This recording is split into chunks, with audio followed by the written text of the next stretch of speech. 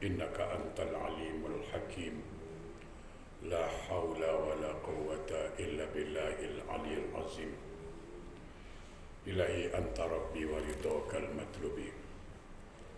Sahabatku, saudaraku jemaah yang dimuliakan Allah, mengawali majlis ilmu kita ini, tentu kita bersyukur pada Allah Subhanahu wa Ta'ala. Allah yang Maha Pengasih, tidak pernah pilih kasih. Allah Maha Penyayang, yang sayangnya pun tak terbilang. Nikmatnya kita terima malam dan siang, pagi dan petang. Mudah-mudahan kita beserta keluarga termasuk hamba yang pandai mensyukuri nikmat Allah. Amin. Salawat dan salam marilah senantiasa kita limpah curahkan keharibaan junjungan alam Rasulullah sallallahu alaihi wasallam. Allahumma salli ala sayyidina Muhammad wa ala ali sayyidina Muhammad. Mudah-mudahan kita semua mendapat syafaat dari beliau kala yaumil akhir. Amin Allahumma amin. Saudaraku yang berbahagia, minggu lalu kita membahas tentang mengingat kematian. Pada kesempatan berbahagia itu, mari hari ini kita cuba menyambung kaji kita. Namun sebelumnya, saya ingin mengajak sahabatku, saudaraku, merenung satu firman Allah dalam Al-Quran surah Al-A'raf 172. Mungkin dari ayat ini boleh menyadarkan kita kelalaian kita selama ini. Ayatnya panjang, cuma saya ambil yang singkat, di mana pada ayat itu dijelaskan Allah telah memanggil semua roh manusia daripada zaman Nabi Adam sampai dengan Adam Jordan, dipanggil semua itu. Untuk apa? Untuk Allah menjelaskan supaya tidak ada tuntutan di akhirat nanti. Apa kata Allah? Alastu bi rabbikum. Ini kalimat cukup dalam, statement Allah, pertanyaan Allah kepada semua roh, tidak terkecuali rohana atau rohani, semua roh lah pokoknya. Semua roh dipanggil. Allah tanya, alastu bi rabbikum, apakah engkau menerima aku sebagai Tuhan? Itu pertanyaan. Kau terima tak? Itulah. Jadi semua roh menjawab, bala sayyidana, ya, kami menyaksikan. Artinya apa? Kami terima. Nah ini. Ya kalau dibaca saja Quran itu selesai masalah dah. Bala sayyidana selesai. Tapi ini kalau kita renungkan ayat ini, subhanallah, Allahu Akbar. Tak sanggup kita nak menghadap Allah itu. Rasa tak sanggup. Kenapa? Ketika Allah mengatakan, engkau terima tak aku sebagai Tuhan? Itu dalam bahasa mudahlah. Alastu bi rabbikum, kau terima tak aku sebagai Tuhan? Kita jawab, bala syahidna, ya, kami terima, kami menyaksikan. Poinnya pada mana? Aku terima. Okey. Saya akan coba mengajak sahabatku, saudaraku, kita buat sebuah contoh. Pernah nikah dulu kan? Itu dia, kalau dah nikah ni semangat. Kita ialah tak kira tua, tak kira muda lah. Kalau buat nikah, semangat. Betul kan? Kita kalau tengok orang majlis kahwin, semangat nak kahwin. Betul kan? Bila tengok majlis kematian, tak semangat nak mati pula. Itulah. Bila tengok majlis orang nikah, majlis orang kahwin, power, semangat nak kahwin. Semangat. Bila tengok datang ke majlis orang kematian, tak semangat nak mati pula. Okey, saya balik tadi. Ketika akad nikah tu perhatikan. Apa kalimat yang paling penting yang mengatakan di situ? Ketika Tok Khadi mengatakan, Naib mengatakan, aku nikahkan engkau dengan si Pulana binti Pulana. Mas kahwin sekian. Okey? Apa jawab kita? Aku terima. Kalimat ni Simple kan? Aku terima nikahnya, dah selesai. Poinnya di mana? Pada kalimat aku terima. Begitu kita mengatakan aku terima nikahnya, artinya apa? Terimalah tanggungjawab sebagai suami. Betul? Tak perlulah kita cakap aku terima nikahnya, aku kasih makan, kasih minum, kasih tempat tinggal, tak payah. Dengan cukup mengatakan aku terima nikahnya, maka terimalah tanggungjawab sebagai suami. Betul? Baik. Kalau seandainya dia berkatakan aku terima nikahnya si Anu binti si Anu, tapi istrinya itu tak dikasih makan, tak dikasih minum, tak dikasih pakaian, tak dikasih tempat tinggal, ni kira-kira suami ini macam mana? Durhaka? Atau suami berkhianat? Ya kan? Karena tak bertanggungjawab. Betul kan? Sama. Ketika kita mengatakan aku terima engkau ya Allah sebagai Tuhanku, betul? Bila kita katakan aku terima, maka terimalah tanggungjawab sebagai hamba Allah. Itu dia. Faham? Itu yang jadi masalah sekarang. Dia berani mengatakan, satu contoh, dia katakan raditu billahi rabba, aku ridho Allah sebagai Tuhan, aku ridho Muhammad sebagai Nabi, aku ridho Islam sebagai agama. Aku ridho. Tapi solat tak mau. Dia ridho kata ridho. Ini kan persoalan. Ketika kita mengatakan aku terima engkau ya Allah sebagai Tuhan, artinya apa? Terimalah tanggungjawab sebagai hamba Allah. Itu dia. Kalau dia mengatakan aku terima Allah sebagai Tuhan tapi tidak melaksanakan perintah Allah, berarti dia tidak menerima Allah sebagai Tuhan. Nauzubillah. Saya kasih contoh lagi mudah. Ketika kita diterima bekerja di satu company dan kita terima, company tawarkan, kau nak kerja tak dalam company saya? Mau? Kau terima tak? Terima. Artinya apa? Kita harus menerima tanggungjawab sebagai seorang pekerja. Betul tak? Masuk pukul 5, balik pukul berapa? Time makan pukul berapa? Ada peraturan kan? Dan kita harus jalankan itu peraturan. Betul kan? Sama.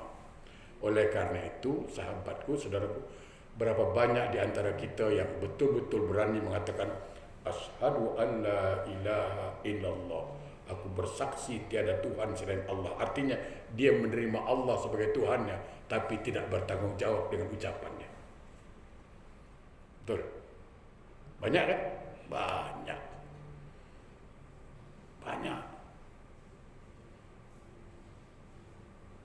Dia berani bercakap asyhadu an la ilaha illallah, aku bersaksi tiada Tuhan selain Allah. Bukan main. Tapi dia lari tanggungjawabnya. Sebagai hamba Allah, dia lari tanggungjawabnya. Oleh karena itu, lah gunanya kita majlis ilmu ini untuk saling mengingatkan. Jangan sampai kita mengakui Allah sebagai Tuhan, tapi kita sendiri lari dari tanggungjawab sebagai hamba Allah. Baik. Jemaah yang berbahagia, sahabatku yang dimuliakan Allah. An-Nasa'i meriwayatkan dari Abu Hurairah radhiyallahu anhu.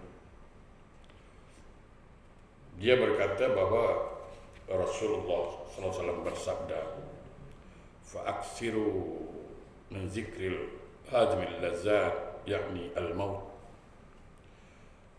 Yaitu sering-seringlah kamu mengingat perkara yang memutuskan kelezatan, kenikmatan. Apa itu? Maksudnya mati. Hadis riwayat oleh Ibnu Majah dan At-Tirmizi. Kita disuruh mengingat mati, bukan untuk supaya kita lemah. Jangan pula begitu pula. Kerja pun tak ada, tengok orang rumah pun tak semangat. Hai bang, tak semangat nampak? Nak mati. Bukan gitu. Tak kerja? Tak. Kenapa? Nak mati? Oh, bukan. mengingat kematian artinya apa?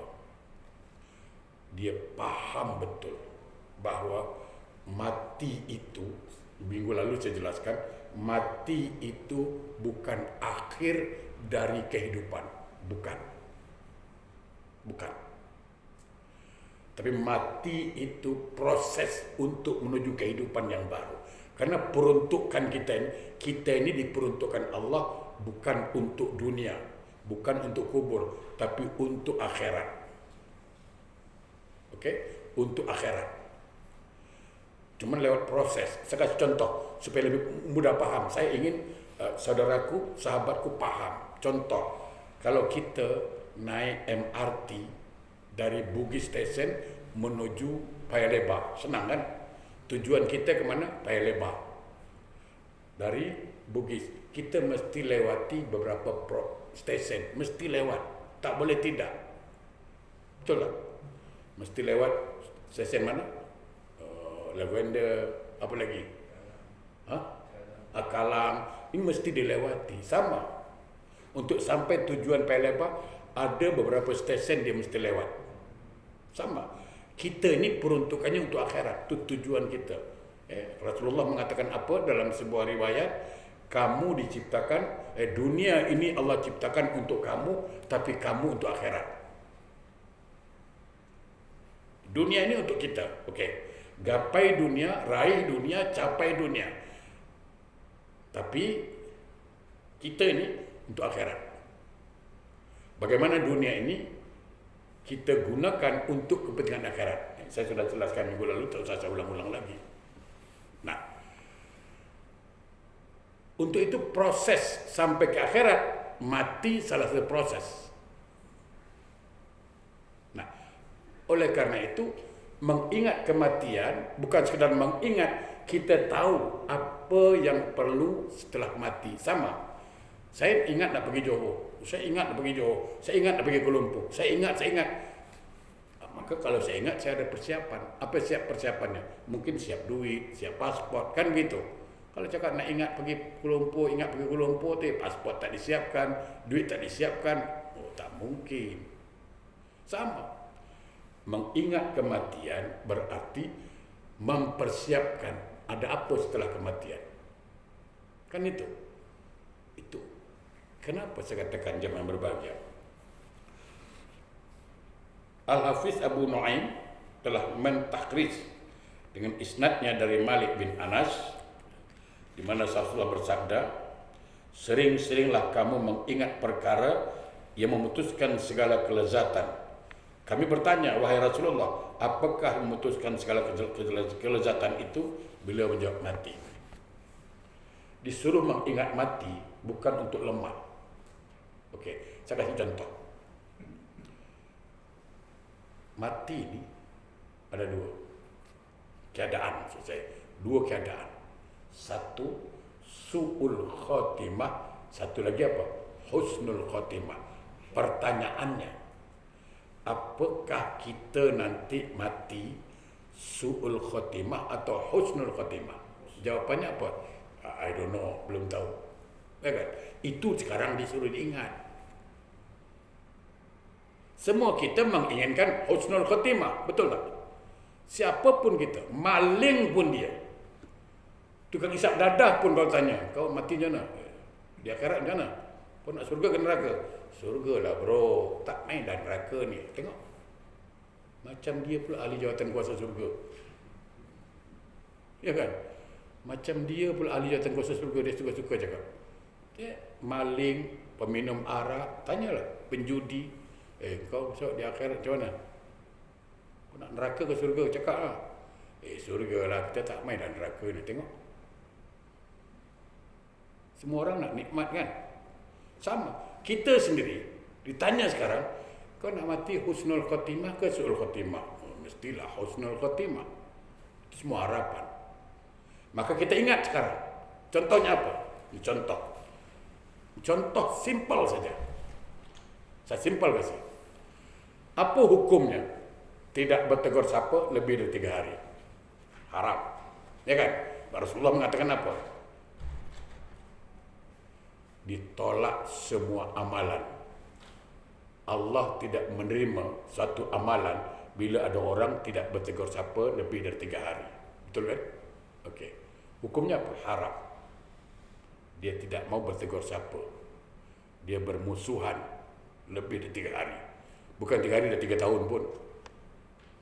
Sekarang saya tanya, dalam keadaan haram, dia mati. Bayangkan, apakah dia su'ul khatimah atau husnul khatimah? Dia solat. Dia bukan tak solat, dia solat. Bayangkan. Dia puasa. Dia pun puasa, bukan tak puasa, dia puasa. Dia sedekah, dia pun sedekah. Tengok. Dia sedekah, dia puasa, dia solat. Tapi dia lupa. Ini saya ingatkan. Ini makanya kita diingatkan. Dia lupa bahawa ada hadis Nabi mengatakan Allah tidak menerima satu amalan bila ada orang tidak mau bertegur sapa lebih dari 3 hari. Itu masalah. Dia jangankan 3 hari, mungkin dah 3 tahun, ya kan? Bila cakap nanti apa? Lain lah, minyak dengan air tak campur apa. Tengok persoalan itu. Jemaah yang berbahagia, sahabatku, apakah orang ini husnul khatimah? Tidak. Dia su'ul khatimah. Kenapa? Karena dia meninggal, dia wafat, dia mati dalam keadaan yang haram. Kenapa? Ada perintah Allah yang dia langgar. Apa dia? Tak mau tegur sapa. Kan itu. Padahal kalau dia ingat akan mati, ini dia. Ini gunanya mengingat mati. Faksiru zikrul maut, perbanyak ingat mati. Kenapa? Inilah gunanya. Aku rela tegur dia. Itu dia. Aku rela tegur dia bukan pasal dia. Bukan pasal siapa salah, siapa betul. Tapi aku ingin amal aku diterima Allah. Dia mengalah karena Allah. Itu dia. Dia mengalah karena Allah. Aku bukan mengalah pasal dia tau. Pasal dia jalanlah. Lu siapa? Kan gitu. Tapi aku tegur dia bukan pasal dia. Aku ingin amal aku diterima Allah. Kalau aku tak tegur dia, dia pun tak tegur aku, sama-sama keras kepala. Aku solat, aku puasa, aku zakat, aku sedekah. Bukan solatnya tidak sah. Saya tidak kata tidak sah. Bukan puasa tidak sah. Persoalannya Allah terima tidak solatnya. Itu persoalannya. Itulah masalah sekarang. Jadi aku rela tegur dia. Assalamualaikum. Kenapa aku tegur dia? Kenapa aku rela? Karena aku ingin masuk surga. Betul. Karena dalam hadis dikatakan apa? La yadkhulul jannah qatir rahim. Tidak akan masuk surga orang yang memutuskan tali silaturahim. Itu kan persoalan lagi. Itulah masalah lagi. Jadi aku rela tegur dia. Kenapa? Karena aku ingin masuk surga. Aku rela tegur dia. Kenapa? Karena aku ingin mati husnul khatimah. Jadi mengingat mati bukan kenapa kau tak kerja? Malah, kenapa ingat mati ya? Bukan itu. Bukan. Supaya kita bersihkan apa-apa yang menghalangi diri kita mengingat setelah kematian nanti. Ya. Jamaah yang berbahagia. Tidak. Jadi satu husnul khatimah, yang satu lagi apa? Su'ul khatimah. Itu. Nah, kita macam mana? Belum tahu jawabannya. Maka salah satu di antaranya apa? Jangan sampai ada kita melaksanakan benda yang haram. Contohnya itu tadi. Silaturahim. Jaga. Yang kedua apa? Ada orang meninggal dunia. Lisannya boleh menyebut kalimat la ilaha illallah. Tapi saya nak tanya, berapa banyak di antara orang yang sudah kita hadapi sakaratul maut yang lisannya boleh menyebut kalimat la ilaha illallah? Ya kan? Nah, okey, saya beritahu sedikit biar berfikir. Kita sekolah darjah 1 sampai darjah 6. Untuk sampai kepada sekolah menengah mesti lewat apa? Exam. Betul. Harus menempuhi ujian. dan mesti lulus ujian ini. Seseorang itu lulus ujian, exam, bukan ditentukan berapa lama dia sekolah. Betul kan? Tapi ditentukan oleh lulus tidaknya. Kalau dia lulus exam, dia boleh masuk sekolah menengah. Betul. Kalau dia tak lulus macam mana? Tak boleh masuk. Betul tak? Setuju tak tu? Okey. Saya mau kasih tahu. Orang ini tak sekolah. Dia tak sekolah. Tapi nak ikut exam. Lulus tak dia? Tidak, itu logik. Sedangkan yang sekolah pun ikut exam belum tentu lulus. Betul? Tapi logiknya mengatakan orang yang sekolah, rajin belajar, rajin mengkaji, insya Allah lulus. Kan begitu? Lulus itulah menentukan. Sama. Kita ni hidup bukan ditentukan oleh berapa umur kita. Bukan. Pada saat sakaratul maut, itulah ujian, itulah exam kita. Lulus tidak menyebut kalimat la ilaha illallah. Itu dia. Exam sekolah darjah 6, SPM, sekolah menengah. Berapa lama examnya? Tak lama. Yang lama tu sekolah. Darjah 1 darjah 6. 6 tahun sekolah kan? Exam 1 jam, 2 jam. Betul tak? Tapi exam itulah menentukan. Sama dia lulus atau tidak. Exam itu menentukan. Sama. Yang menentukan kita husnul khatimah atau su'ul khatimah, lulus atau tidak, menyebut kalimat la ilaha illallah. Itu persoalan. Kalau sekarang senang cakap lah. Sekarang senang cakap. Apa susah? Besok sebutlah la ilaha illallah. Sekarang kau cakap senang lah. Tapi berapa banyak saja orang yang dalam sakaratul maut dan sudah diajarkan dia, ditalkinkan dia, pun tak boleh nyebut. Ya kan? Apalagi anak durhaka. Anak durhaka memang jelaslah. Sebuah hadis riwayat Ibnu Hibban dikatakan apa?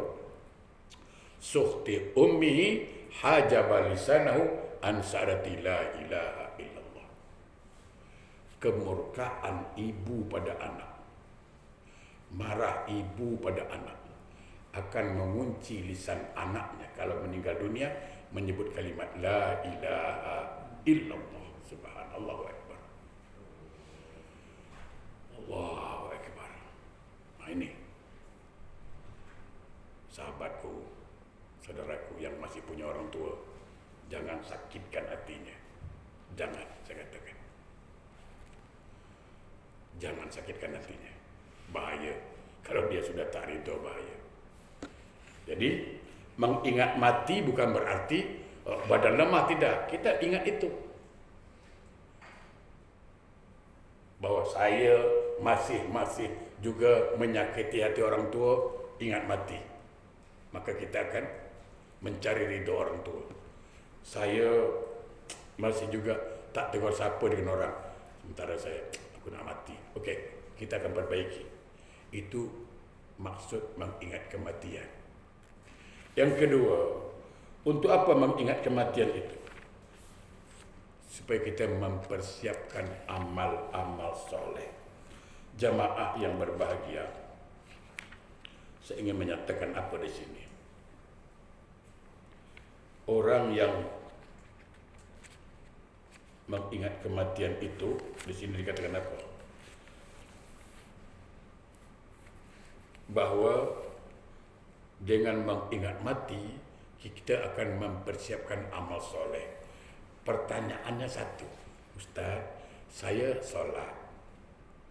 Ustaz, saya pun sedekah. Ustaz, saya puasa. Saya dah buat. Okey. Apakah itu semua disebut amal soleh? Belum tahu. Ini nak kena faham. Untuk disebut amal soleh, syaratnya 2. Jadi jangan ingat, oh saya pembayang apa? Saya pun dah pergi haji.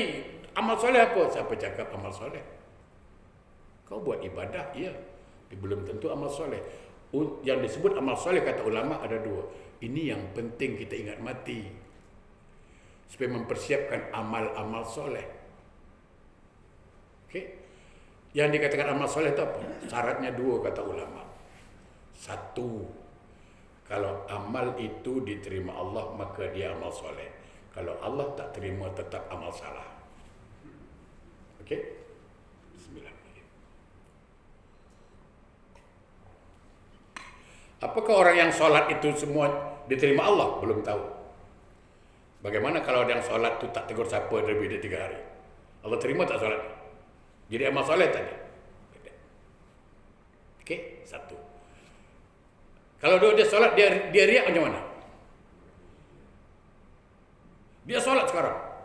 Allahu Akbar. Wah, bukan main. Dia punya lagu Fatihah, orang ramai pula. Bismillahirrahmanirrahim. Oh, boy. Dia orang tahu power sih. Alhamdulillahi Rabbil Alamin Ar-Rahmanir Rahim. Oh, bukan main. Riya, pamer. Allah terima tak? Tidak. Itu bukan amal soleh, tetap amal salah. Nanti jangan lupa. Nanti di akhirat jadi debu. Bagaimana kalau dia anak durhaka? Nah, itu. Apakah Allah terima amal ibadah seorang anak durhaka? Itu kan persoalan lagi. Jadi syaratnya amal soleh itu, bila dia diterima Allah maka dia jadi amal soleh. Itu dia. Kalau Allah tak terima tetap amal salah, bro. Jadi mengingat kematian supaya kita menyadari, apakah yang aku buat ni amal soleh atau belum? Itu yang pertama. Jadi setiap ibadah yang kita buat, kalau dia diterima Allah, maka dia amal soleh.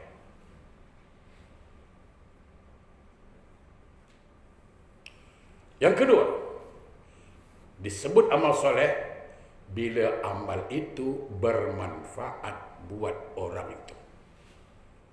Dia solat, ada manfaat solat. Katakanlah, solat apa contohnya? Dalam Quran dikatakan apa? Inna solata tanha anil fahsya'i wal munkar. Bahwa solat itu manfaatnya apa?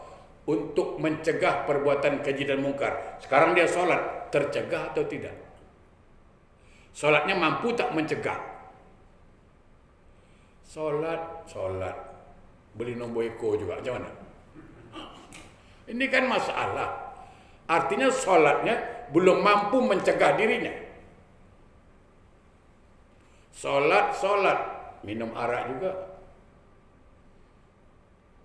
Solat, judi terus juga. Ini artinya solatnya tidak ada manfaat buat dirinya. Bukan cakap sah atau tidak, bukan itu saya cakap.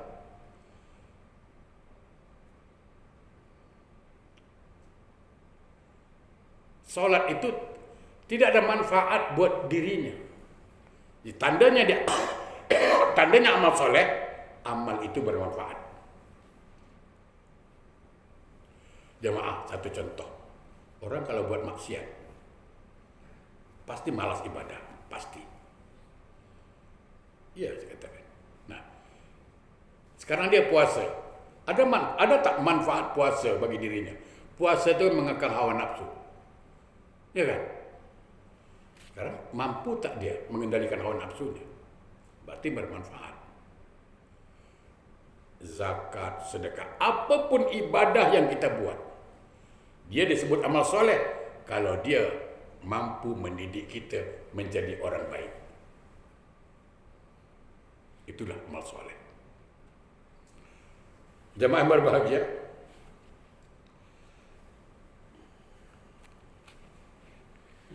Ad-Daqaq berkata, barang siapa sering mengingat mati, maka dia diberi 3 macam kemuliaan. Orang yang sering mengingat kematian, ada 3 kemuliaan Allah berikan pada dia. Pertama apa? Segera bertaubat. Jemaah yang berbahagia, perhatikan betul-betul setiap khutbah itu dibacakan. Setiap khutbah diingatkan kita, cuma kita kadang-kadang mungkin tak begitu mendengar.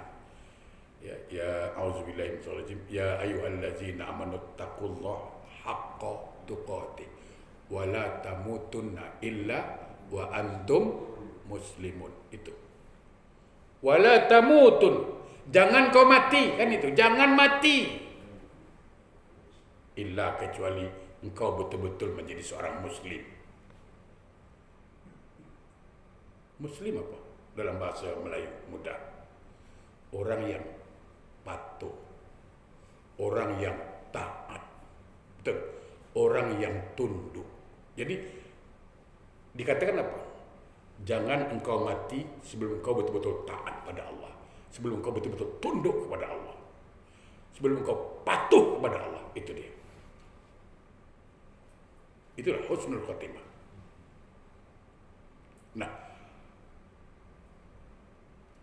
orang yang mengingat mati itu apa? Dia akan segera menyadari kesalahan. Saya katakan begini, ya. Minggu lalu sudah saya jelaskan, tak ada orang tak bersalah. Kita ni manusia, yang namanya setan, yang namanya iblis itu tak pernah baik. Tak pernah baik. Ada tak setan buat baik?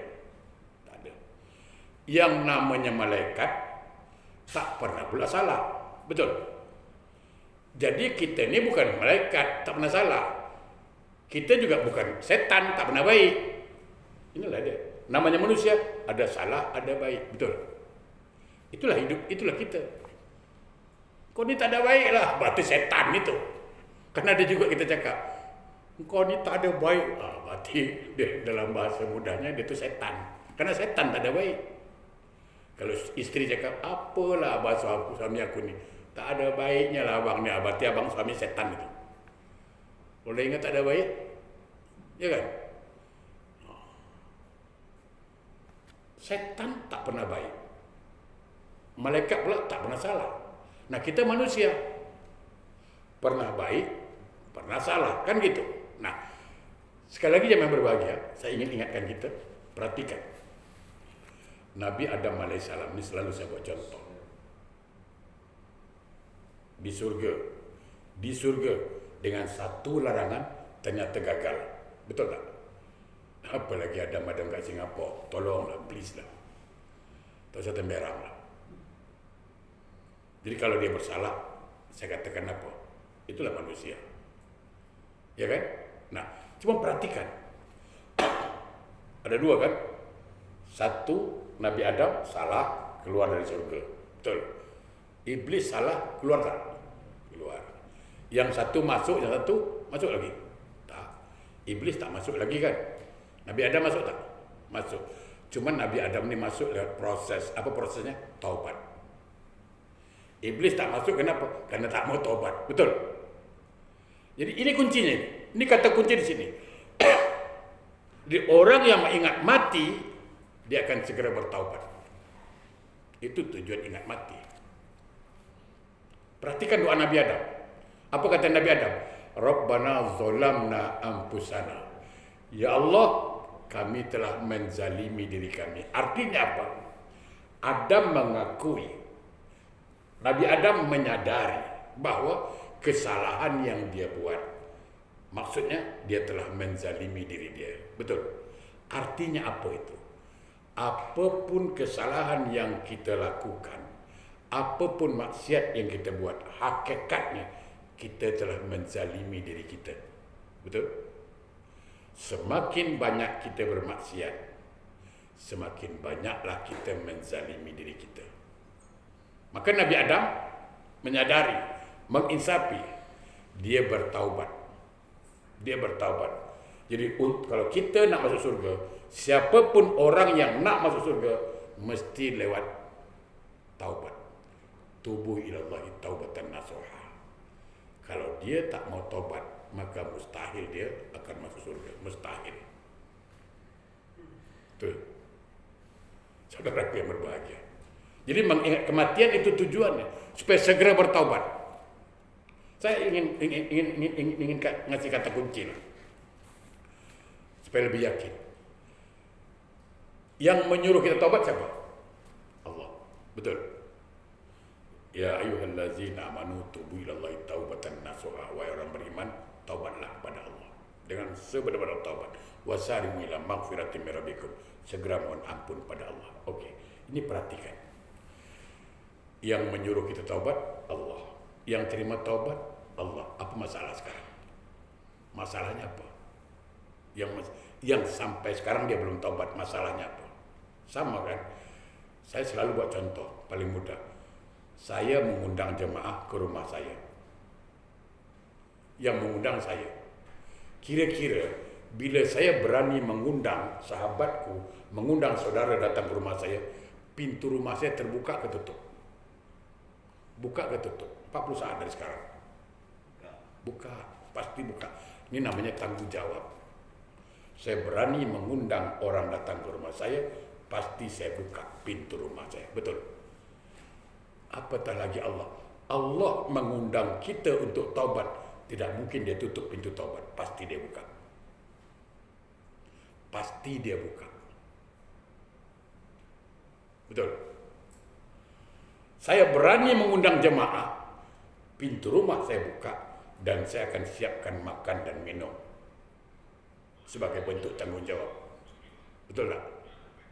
Sama. Allah suruh kita bertaubat. Pertama, pintu taubat pasti dia buka. Dan dia siapkan ampunan. Itu pasti. Masalahnya sekarang, kita mau atau tidak. Itu saja kan. Saya ngundang jemaah datang ke rumah saya. Terserah jemaah nak datang atau tidak. Datang, rumah saya terbuka. Datang, saya siapkan makanan. Dia tak datang, itu lain cerita. Sama. Allah suruh kita bertaubat. Allah dah buka pintu taubat. Sekarang terserah dia. Dia nak taubat atau tidak. Itu. Jadi mengingat kematian maksudnya bukan untuk lemahkan pikiran, bukan. Untuk kita segera mengingat akan kesalahan dan untuk bertaubat. Itu yang satu. Yang kedua, mengingat kematian apa? Supaya kita merasa bersyukur, punya kepuasan. Qanaah orangnya. Okey, harta banyak kalau mati tinggal atau tidak? Tinggal. Isteri lawa tinggal atau tidak? Tinggal. Duit banyak, tinggal. Yang dibawa apa? Amal ibadah, amal soleh. Itu yang dibawa. Nah sekarang kita berjuang untuk yang ditinggal atau untuk yang dibawa? Kita mati-matian, siang malam berpikir untuk yang ditinggalkan. Bukan untuk yang dibawa, itu persoalan itu. Itulah masalah kita sekarang. Saya katakan, setinggi apapun pangkat orang itulah, sebanyak apapun harta orang, sehandsome apapun dia, kalau dah mati cakap apa? Tolong jenazah letak sini. Dia tak sebut doktor, profesor, tak ada. Engkau profesor ke, engkau doktor ke, engkau PhD ke, dia tak sebut. Tolong Tan Sri, mana Tan Sri letak sini nak sembayangkan? Mana ada Tan Sri? Mayat letak sini ya. Jenazah tak. Kau Tan Sri ke, datuk ke? Tak dah hilang. Belum masuk kubur, lagi. Ya, masih kat dunia lagi. Orang tak panggil nama kita. Ustaz tadi mana? Mana ada ustaz? Mana jenazah letak sini ya? Semua orang panggil jenazah lah.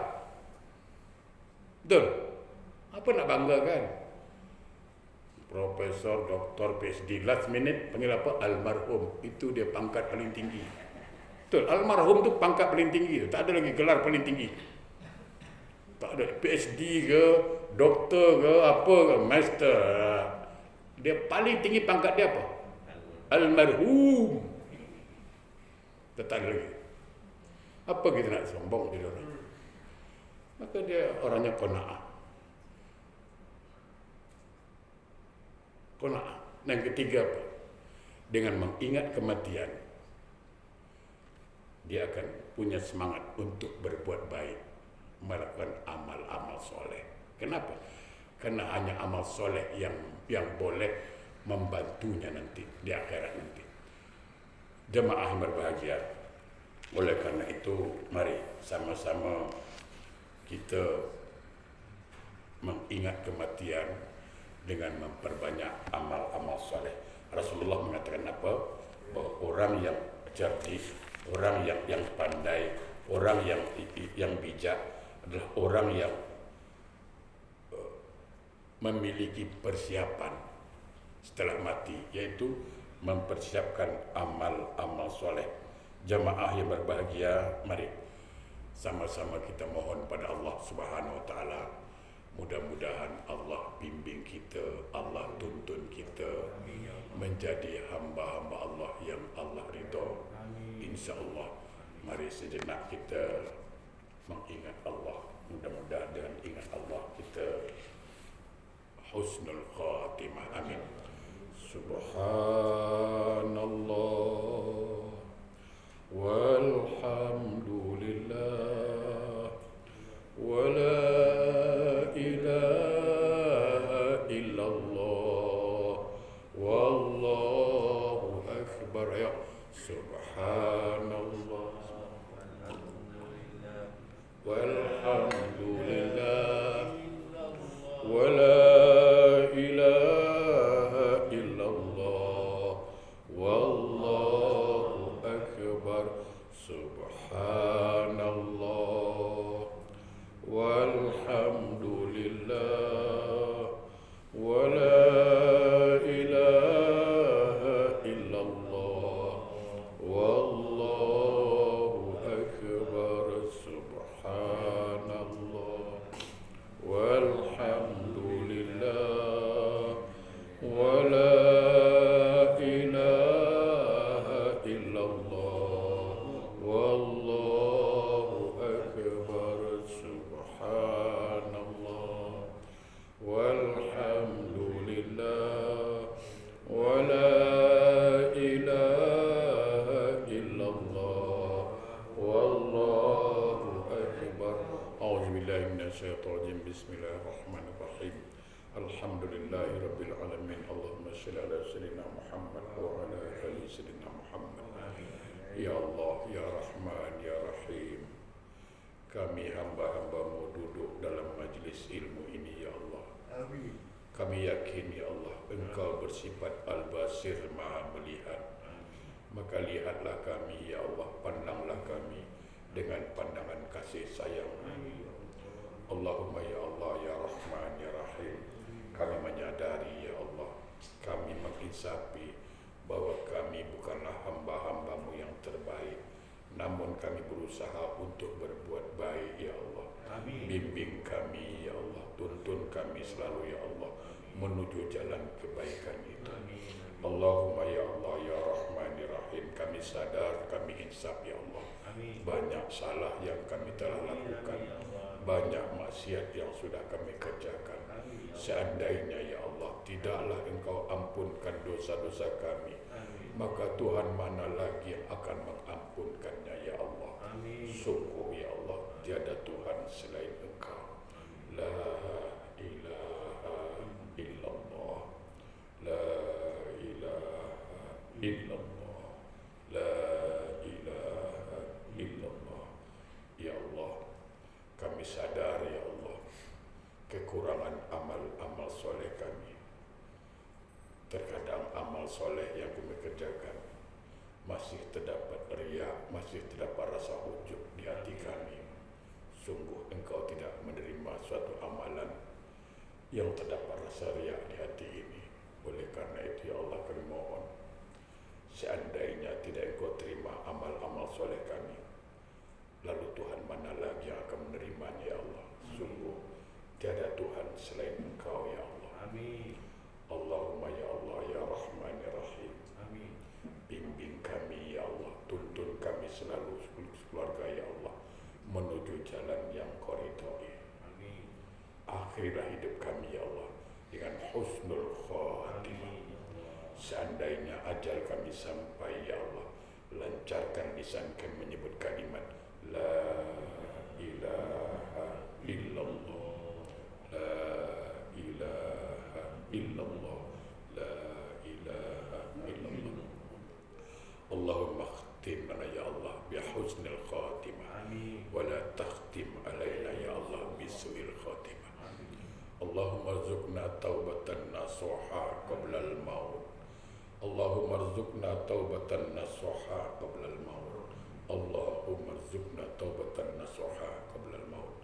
Rabbana zalamna anfusana wa illam taghfir lana wa tarhamna lanakunanna minal khasirin. Rabbana la tuzigh qulubana ba'da idh hadaytana wa hab lana min ladunka rahmatan innaka antal wahhab. Rabbana atina fid dunya hasanah wa fil akhirati hasanah wa qina azabannar. Walhamdulillahi rabbil alamin. Saudaraku, berhubung karena kita masuk bulan Maulid, mungkin 2 minggu ini kita akan cerita tentang cinta kepada Nabi, memperbanyak salawat insya-Allah. Jadi mari dalam 2 minggu ini nanti kita baliklah pada kitab tazkirah ini. Assalamualaikum warahmatullahi wabarakatuh.